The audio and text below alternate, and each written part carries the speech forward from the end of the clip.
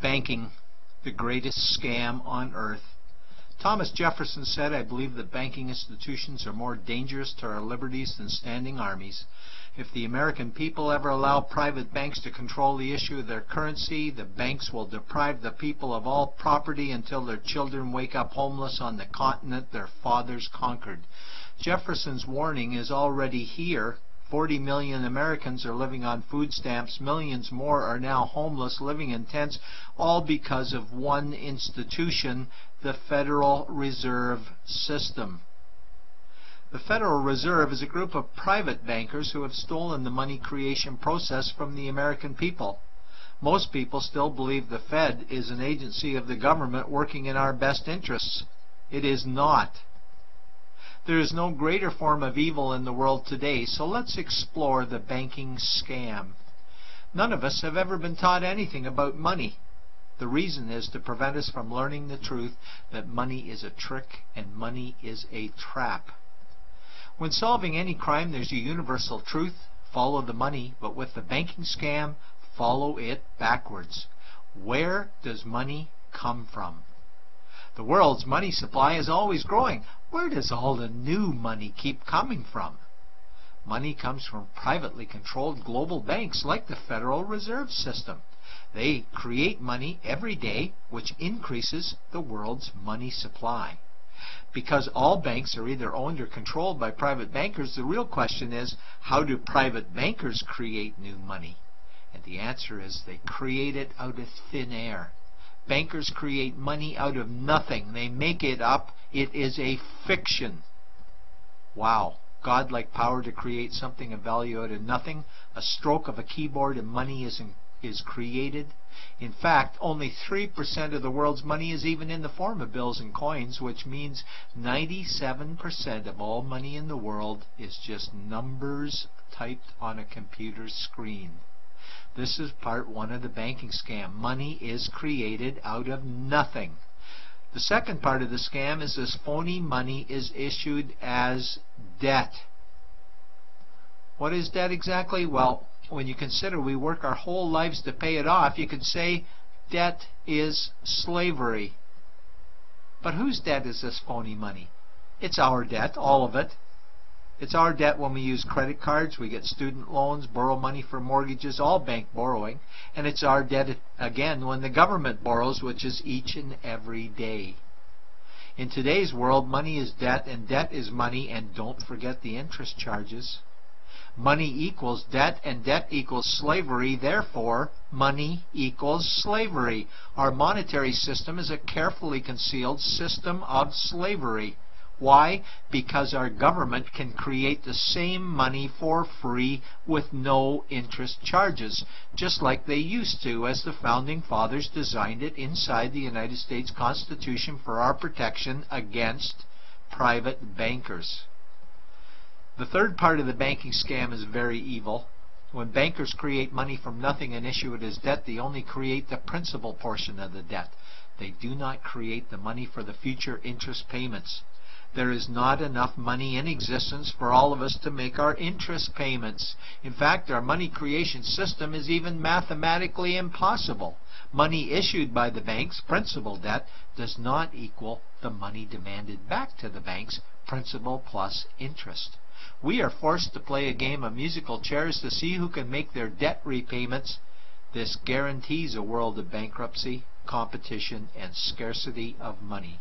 For example, we go to the bank to borrow money for a house, let's say $100,000. The moment we sign the loan document, the bank creates the money out of thin air. A $100,000 debit gets registered for us and a $100,000 secured credit for them. Then one of two things happens. Either we give the bank 30 years of labor making house payments totaling $300,000 for the original $100,000 we borrowed, or the bank takes our house. The bankers get either our labor for life or our house, and often they get both, all from money created out of thin air and issued as debt, for money made out of nothing.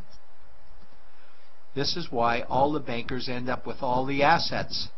The fourth part of the banking scam is inflation. People think inflation is prices and costs increase. A better answer might be the value of our money always goes down.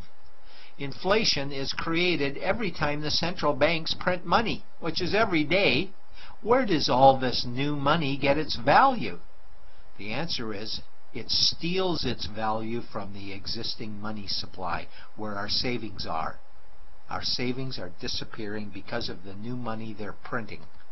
If money creation was in balance with goods and services, there would be no inflation. Prices would stay the same. But the reality is banks always print money, driving prices ever higher, which steals the value of our savings, making them disappear. Since the private bankers created the private Federal Reserve in 1913, the United States dollar has lost 97 cents in purchasing power.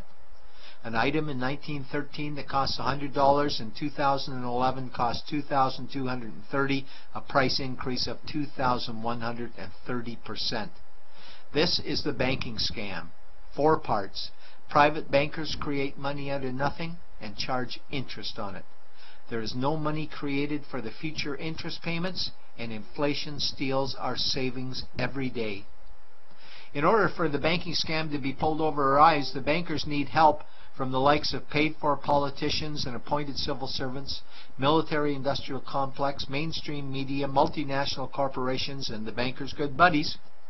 For example, what do our banker-controlled television networks say about criminal bankers? "Oh, bankers are our saviors. Chairman is Man of the Year. He saved the world. Bankers really do deserve their bonuses. They're so smart." And what do our banker-owned G20 politicians say we need to do? That we must save our banking system, and now we need austerity measures, like increasing existing taxes and bringing in new taxes, cutting our social programs, including education and health care, stealing from our pension plans while increasing the retirement age, keeping us working for more years at lower wages while placing our children and grandchildren in debt and servitude for their future lives. We are being lied to that we must go deeper in debt for bailouts, stimulus packages, quantitative easing, saving the too big to fail banks, credit easing, currency interventions, all names that mean the same thing: more debt to us. Is it not strange that the solution to too much debt is always more debt to us? And where is all this money going? It's going to the banks and to the bankers. They are stealing our money right now.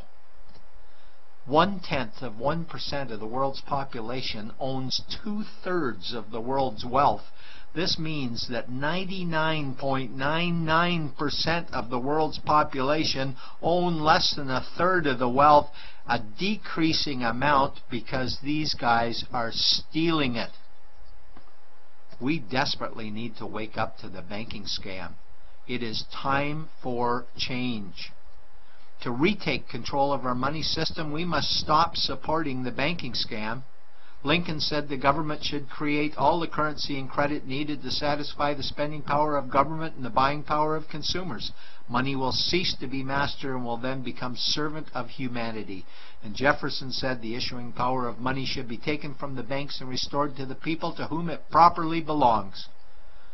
It's a pyramid scheme, and we, the people, are the bottom layers of the banking pyramid. Without our support, the banking scam collapses. We have to do it ourselves. Wake up, get active, wake others.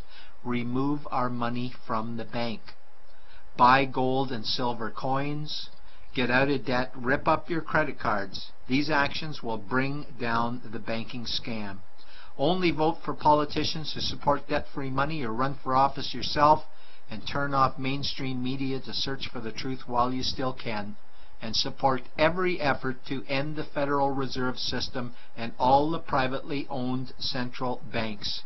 Let's bring these criminals to justice to get our money and our countries back before it's too late.